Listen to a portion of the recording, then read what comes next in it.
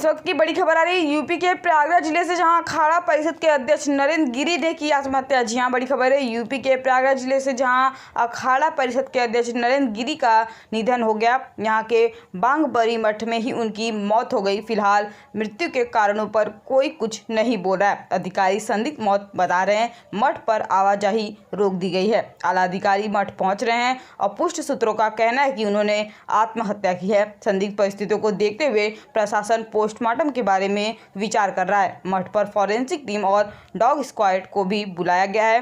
नरेंद्र गिरी के निधन की खबर आते ही संत समाज के साथ ही राजनीतिक दलों में भी शोक की लहर दौड़ गई है। सपा प्रमुख अखिलेश यादव ने ट्वीट कर शोक जताया और लिखा कि अखिल भारतीय अखाड़ा परिषद के अध्यक्ष पूज्य नरेंद्र गिरी जी के निधन अपूरणीय क्षति है। ईश्वर पुण्य आत्मा को अपने श्री चरणों में स्थान व उनके अनुयायियों को यह दुख सहने की शक्ति प्रदान करे। भावभीनी श्रद्धांजलि। नरेंद्र गिरी अपने बयानों को लेकर लगातार चर्चा में रहे। कल सुबह ही डिप्टी सीएम केशव प्रसाद मौर्य से उनकी मुलाकात भी हुई थी। बताया जा रहा है कि वह लगातार तनाव में रह रहे थे। अपने शिष्य आनंद गिरी से उनका पुराना विवाद भी चल रहा था। पिछले दिनों उन्होंने आनंद गिरी को मठ में अलग कर दिया था, हालांकि बाद में सुलह हो गई थी। देखिए, यूपी सेंट्रल से कुमारी मनोज सिंह की यह रिपोर्ट।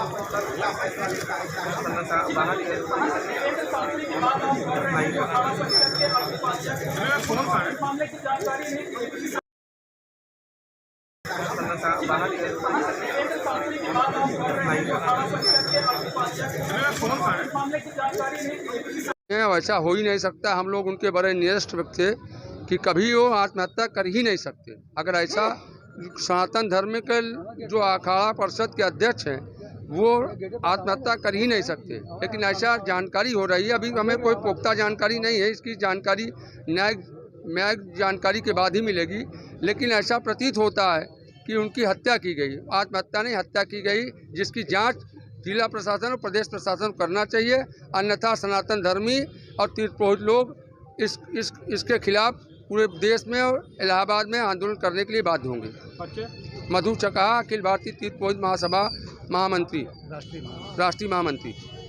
मैंने पूछा कहाँ है महाराज, कहे कि वो जल्दी हम लोग। अरे यार, खराब हो रहा था भाई।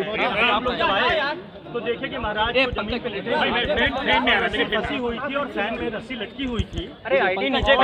अरे सैयद भाई खराब हो रहा है, मृत्यु हो चुकी थी। आईडी नीचे करो, आईडी नीचे कर लो भाई। सैयद भाई खराब हो रही है। सैयद भाई मैंने फेर मारा जो लग रहा है ऊपर और उनका सुसाइड नोट भी मिला हो रहा है भाई। उन्होंने पूरी बात अपने आश्रम के बारे में क्या करना है, एक तरह से अपना वसीयतनामा लिखा है और ये दुखद है। हम आप सभी से विनम्र अनुरोध करते हैं कि शांति बनाए। एक जो हमारे प्रयाग की शान पूरे भारत के थोड़ा सा आईडी नीचे कर लीजिए। दुखद मृत्यु हुई है। हमें इन्वेस्टिगेशन कर रहे हैं। नीचे करो भाई, आगे हम नहीं नीचे करो यार, हम कहाँ से नीचे कर लें। और इस संकट की घड़ी में मैं सभी से अनुरोध करता हूँ कि आप लोग शांति बनाएं और महाराज का जो हम लोगों को लीगल कार्यवाही से करने में सहयोग करें। जो सुसाइड नोट में क्या लिखा था कुछ? जिस सुसाइड नोट में उन्होंने पूरा अपना वसीयत की तरह लिखा है। ठीक है कि वो किसको क्या देंगे, कैसे क्या करेंगे, किसका ध्यान रखना, हमारे शिष्यों का ध्यान रखना, ये सारी बातें। कोई मौत पर कोई संदेह जताया है? कोई उन्होंने क्या आशंका व्यक्त की है, क्या वजह है मौत की? उन्होंने अभी हम पढ़ रहे हैं, उसको अध्ययन कर रहे हैं। उन्होंने आत्महत्या लिखा है कि मैंने आत्महत्या की और वो किसी अपने शिष्य से दुखी थे, जिसके बारे में उन्होंने ऐसा नहीं। अभी तक आप लोग की जांच पड़ताल में क्या बात सामने आ रही है? जांच पड़ताल अभी इन्वेस्टिगेशन हो रहा है। ये उनके प्राइवेट कमरे में मिला था सो? नहीं, उनके जो गेस्ट हाउस है जहाँ वो रात में नीचे दिन में रहते हैं, उस कमरे में फैन से लटका हुआ है। कितने बजे के आसपास पुलिस को? लगभग सूचना 5:20-25। आनंद गिरी का नाम जिक्र किया उन्होंने और उन्होंने अपने कुछ लोगों का जिक्र किया और भी अपने शिष्यों का जो उन्होंने अच्छा किया। आनंद गिरी का भी नाम है उसमें? कौन भाई नीचे जी, उसमें भी उनका भी नाम है, लेकिन अभी हम विवेचना कर रहे हैं। उन्होंने लिखा है कि बहुत सारे कारणों से दुखी थे और जिससे वो आत्महत्या की।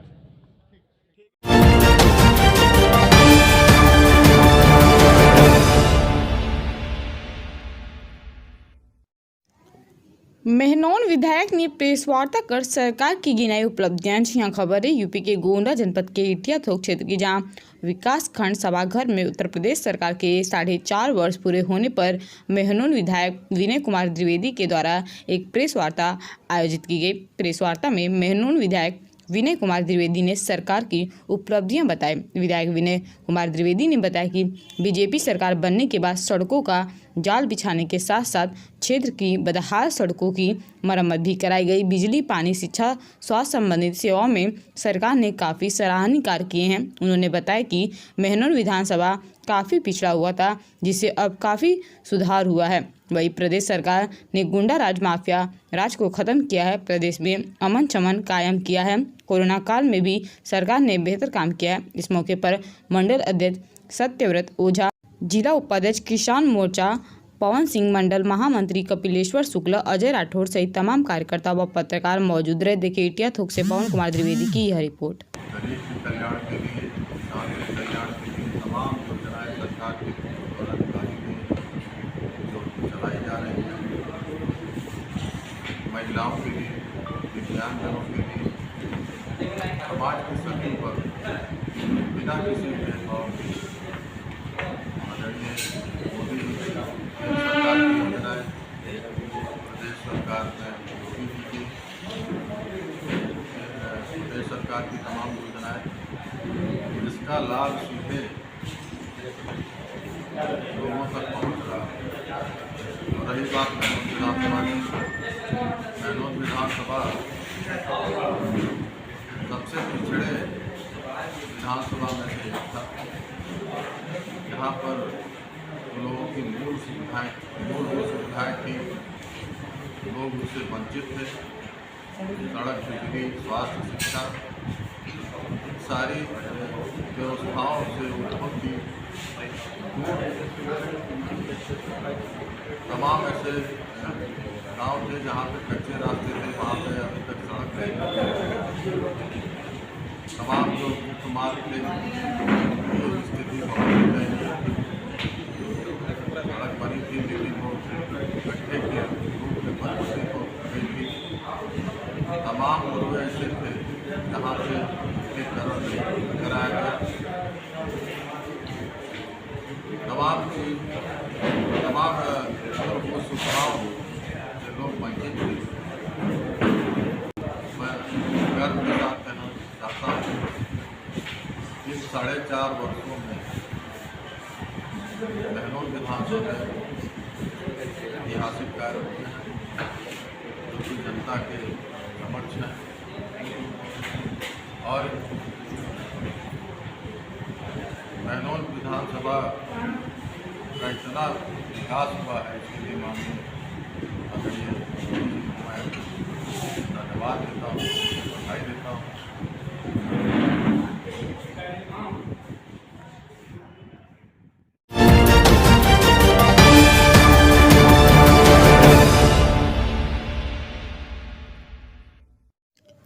खबर है मध्य प्रदेश से, जहां प्रधानमंत्री नरेंद्र मोदी के जन्म दिवस पर दिव्यांगजनों को ट्राईसाइकिल और सहायक उपकरण भेंट किए गए। जी हां, खबर है मध्य प्रदेश के उज्जैन जिले के माकड़ौन थाना क्षेत्र अंतर्गत प्रधानमंत्री नरेंद्र मोदी के जन्म दिवस पर जनपद पंचायत कार्य द्वारा एक कार्यक्रम आयोजित किया गया, जिसमें सरस्वती पूजन, प्रसाद, दीप प्रज्वलित कर कार्यक्रम की शुरुआत की, जिसमें भाजपा जिला महामंत्री नाहर सिंह पवार, जिला उपाध्यक्ष वासुदेव पांडे, भाजपा मंडल अध्यक्ष पप्पू सिंह चंद्रवात, ग्रामीण मंडल अध्यक्ष जितेंद्र सिंह राठौर, जनपद के मुख्य कार्यपालन अधिकारी सोनक पंडित की उपस्थिति में अतिथियों का स्वागत कर दिव्यांगजनों को ट्राईसाइकिल और सहायक उपकरण भेंट किए गए। इस अवसर पर भाजपा के अन्य कार्यकर्ता बड़ी संख्या में उपस्थित थे। देखिए माकड़ौन से विजय देवड़ा की यह खास रिपोर्ट।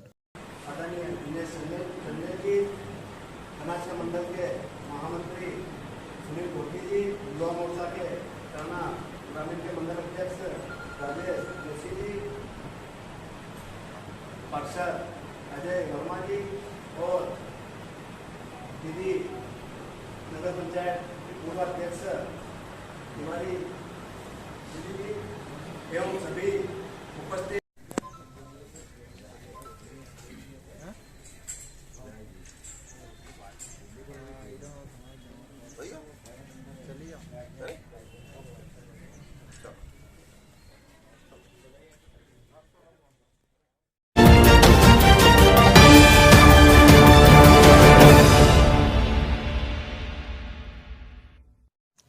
खबर है उत्तराखंड से, जहां प्राथमिक स्कूल खुलने से पहले सैनिटाइज कराना अनिवार्य। जी हां, खबर है उत्तराखंड के जिला उधम सिंह नगर के रुद्रपुर से, जहां जिला शिक्षा अधिकारी अशोक कुमार सिंह उधम सिंह नगर के द्वारा 21 सितंबर को स्कूल खोले जाने के संबंध में कहा कि सभी अभिभावक अपने बच्चों को स्कूल भेजें। सरकार के द्वारा जो गाइडलाइन जारी की गई है, सभी शिक्षक उसका पालन करें और स्कूल में सैनिटाइज कराना अति आवश्यक है। स्कूलों में नोडल अधिकारी नियुक्त किए गए हैं। यदि किसी बच्चे को खांसी, जुकाम, बुखार के सिम्टम्स आते हैं तो वह तुरंत चिकित्सा विभाग को सूचित करेंगे और अधिक प्राइवेट स्कूलों में संख्या होने पर द्वितीय पाली में भी चला सकते हैं। मात्र 3 घंटे की क्लास बच्चों की चलाई जाएगी। यदि कोई अभिभावक बच्चों को अपनी स्वेच्छा से विद्यालय नहीं भेजना चाहते हैं तो उसके ऊपर कोई भी दबाव नहीं होगा। देखिए उत्तराखंड से सानूर अली की यह खास रिपोर्ट। आपका स्वागत है सानूर भाई। जहाँ तक आप प्राथमिक विद्यालय खोलने की बात कर रहे हैं, अभी 18 तारीख को शासनादेश आया कि किस तारीख से प्राथमिक विद्यालय खुलेंगे और डीजी सर का भी निर्देश हम लोगों को मिल चुका है और हमने नीचे भी फ्लोट कर दिया है इसको कि कल से विद्यालय खुलेंगे। कल से जो विद्यालय खुलेंगे उसमें 2-3 बातें महत्वपूर्ण हैं। एक तो ये महत्वपूर्ण है कि बच्चों को अपने अभिभावक की सहमति लानी है, क्योंकि अभी छोटे बच्चे हैं तो थोड़ा सा अपने को बचत करते हुए सरकार चाहती है कि धीरे धीरे हम उस मोड में आएँ, इसलिए स्कूल खोले जा रहे हैं। स्कूल खोलने के लिए पहली गाइडलाइन है कि विद्यालय में, प्रत्येक विद्यालय में एक कोविड के लिए बच्चों के लिए एक नोडल अधिकारी नामित कर दिया गया और वो नोडल अधिकारी सारे बच्चों के अध्यापकों के सहयोग से टेम्परेचर वगैरह नापे। अगर किसी बच्चे में ज़रा सा भी कोई सर्दी, खांसी, जुकाम, बुखार आदि की शिकायत है तो उसकी सूचना चिकित्सा विभाग को दे और उनके सहयोग से उस बच्चों को सीधे घर भेज दिया जाए। तो इस तरह की व्यवस्थाएं हैं और इसमें एक व्यवस्था और की गई है कि प्राथमिक विद्यालय 3 घंटे ही चलाए जाएँ। यदि किसी प्राइवेट संस्थान में बच्चे ज़्यादा हैं तो 2 शिफ्ट में चल भी रहे हैं और यहाँ भी 2 शिफ्ट में चलाने की बात की गई है। अब रही बात कि हमारे सरकारी स्कूल में तो वाहन का प्रयोग नहीं किया जाता है, लेकिन प्राइवेट स्कूल में वाहनों का प्रयोग किया जाता है। तो निर्देश ये हैं कि जिन वाहनों से बच्चों को लाया जाए स्कूल में, उसमें भी सोशल डिस्टेंसिंग का पालन किया जाए। आप जानते हैं कि हमारी सरकार लगातार SOP जारी करती रहती है और अभी भी 21 सितंबर तक SOP है, आज शायद दूसरी SOP भी आ जाएगी। तो उसका अनुपालन करना प्रत्येक हमारे अध्यापक, कर्मचारी और उसी के अनुसार बच्चों को बैठाना हुआ और उसी के अनुसार बच्चों को शिक्षा देनी है। प्रयास ये करने को कहा गया है, यदि बच्चे किसी कारण से ऑफलाइन मोड में नहीं आ पाते हैं तो उनको वर्कशीट या ऑनलाइन माध्यम से जोड़े रखा जाए। तो इस तरह की व्यवस्थाएं फ़िलहाल हैं।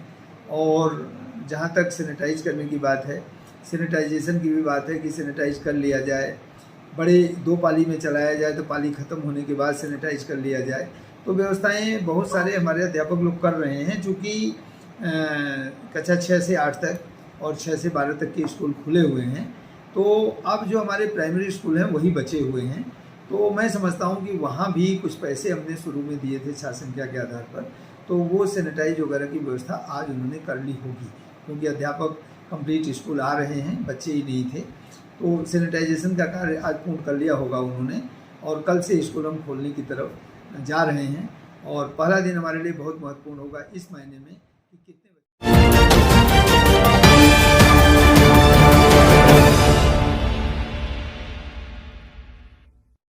खबर है यूपी से, जहां DFCC फ्रेट कॉरिडोरियल रेल मार्ग पर मालगाड़ी हुई दुर्घटनाग्रस्त। जी हां, खबर है यूपी के प्रयागराज जिले के इटावा के DFCC फ्रेट कॉरिडोरियल रेल मार्ग पर मालगाड़ी हुई दुर्घटनाग्रस्त मालगाड़ी के नीचे कई लोगों के फंसे होने की आशंका। एक की मौत। दिल्ली से कानपुर जा रही थी मालगाड़ी। पुलिस और प्रशासनिक अधिकारी मौके वारदात के लिए हुए रवाना। देखिए यूपी सेंटर से कुमारी मनोज सिंह की यह रिपोर्ट। से भरी हुई थी।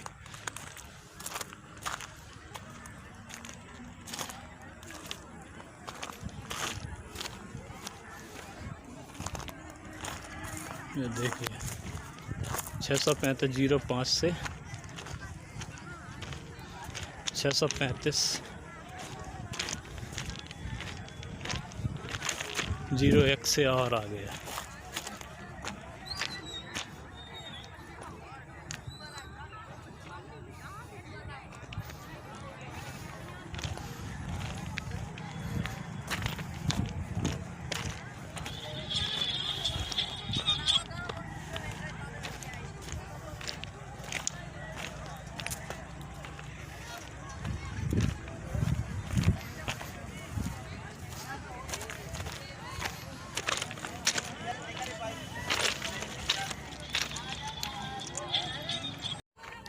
ट्रेन पलट चुकी है। 635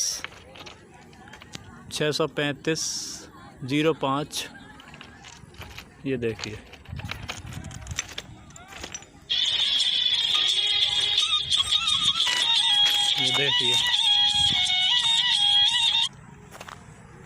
ये देखिए गिट्टी से भरी हुई थी।